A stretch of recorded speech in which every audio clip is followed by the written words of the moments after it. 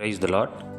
ఈరోజు మనం దీని యొక్క వాక్యంలో ఏమి తిందుమో, ఏమి త్రాగుదుమో, ఏమి ధరించుకుందుమో అని చింతింపకుడి. ఆకాశ పక్షులను పోషించు మీ పరలోకపు తండ్రి మిమ్ములను పోషించడా? నేడుండి రేపు పొయ్యిలో వేయబడు అడవి గడ్డిని అలంకరించు పరలోకపు తండ్రి నిన్ను వస్త్రములతో అలంకరించడా? కాబట్టి రేపటిని గురించి చింతింపకుడి. రేపటి దినము దాని సంగతులను గూర్చి చింతించును. ఏనాటి కీడు ఆ నాటికి చాలును. ఈ వాక్యం మత్తయి సువార్త 6వ అధ్యాయం 31 నుంచి మనం చూడగలము. పేదరికమునైనను ఐశ్వర్యమునైనను నాకు దయచేయకము, తగినంత ఆహారం నాకు అనుగ్రహింపము. ఎక్కువైనలా నేను కడుపు నిండిన వాడై నిన్ను విసర్జించి యెహోవా ఎవడని అందునేమో, లేక బీదనై దొంగిలించి నా దేవుని నామం దూషించునేమో.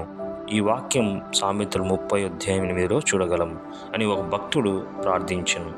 దేవుడు ఇజ్రాయిలీయులను అరణ్య మార్గం గుండా నడిపించినప్పుడు వారికి పరలోక ఆహారమైన మన్నాను ఏ దినమునకు ఆ దినము ఆకాశం నుండి కురిపించుచుండెను. వారు ప్రతిదినము మోకాళ్ళపై ఉండి దాన్ని ఏరుకొనవలసి వచ్చెను. రేపటికి దేవుడు మరలా మన్నాను ఇచ్చును అన్న విశ్వాసం లేని వారు 2వ దినమునకు కూడా దాన్ని కూర్చుకునేది. కానీ దేవుడు చెప్పినట్లు విశ్రాంతి దినమును తప్ప మరునాటికి అది చెడిపోయి కంపు కొట్టెను. నిర్గమకాండ 16వ అధ్యాయం 13 నుంచి చూడగలము. ఆహారం మీద నమ్మిక ఉంచక తన మీద నమ్మిక ఉంచవాలని దేవుడు ఇటువంటి ఏర్పాటు చేసెను. ఇట్లు ప్రతిదినము మనం మన అవసరతల కొరకు దేవుని మీద నమ్మిక ఉంచవలను. ప్రతిదినము మోకాళ్ళపై ప్రార్థించుచు దేవుని వాక్యము చదవవలను. నిన్నటి భక్తి ఈ రోజుకు చాలదు. ఏనాటికి ఆనాడే మనం దేవుని వాక్యం చదివి ధ్యానించవలను. అనుదినము నూతనముగా ఆయనకు వాత్సల్యత పుట్టుచున్నది. విలాప వాక్యం 3వ అధ్యాయం 23 ఉన్నవి. అనుదినము ఆయన మన భారమును భరించుచున్నాడు. కీర్తన 68వ అధ్యాయం 19 ఉన్నవి. కావున ఇట్లు ప్రార్థించుదుము. సింహపు పిల్లలు లేమి గలవై ఆకలిగొనును.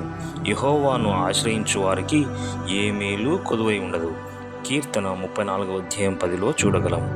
ఈ రీతిగా మనము ప్రతి దినము కూడా దేవుని సన్నిధికి రావాలని, ప్రతి దినము అనేకమైన శ్రమల్లోనూ, శోధనలోనూ, అనేకమైన అవసరాల్లోనూ, అనేకమైన భారంలోనూ మనము జయించాలని అంటే క్రీస్తు దగ్గరికి రావాలని, అనుదినము మాకు కావలసిన అవసరాలను తీర్చమని ప్రార్థన చేయవాలని దేవుడు ఈ మాటల ద్వారా సెలవిస్తున్నాడు. Praise the Lord. ఆమేన్.